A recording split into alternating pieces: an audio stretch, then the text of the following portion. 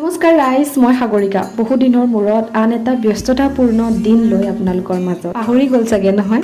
নাই দিয়ক, নাপাহৰে, কিয়নো মোক চিনি পোৱা সকলে যিহেতু মোৰ ভিডিঅ' চাই, কেনেকৈ পাহৰিব কওকচোন।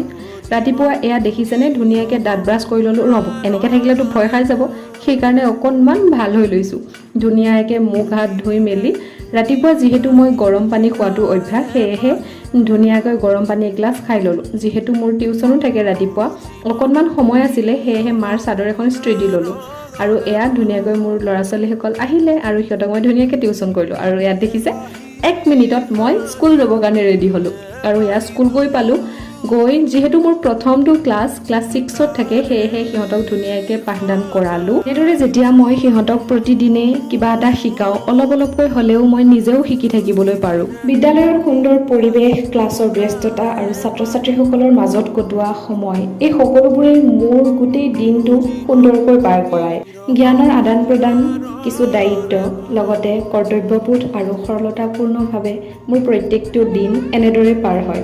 জীৱন হয়তো সদায় অসাধাৰণ নহয়, কিন্তু এই সাধাৰণ মুহূৰ্তবোৰেই জীৱনক সৌন্দৰ্য প্ৰদান কৰে, জীয়াই থাকিবৰ কাৰণে উৎসাহ প্ৰদান কৰে, নহয় জানো? আজিলৈ আহিছোঁ, নেক্সট মিনি ব্লগত আকৌ লগ পাম। সকলো ভালে থাকক, বাই বাই।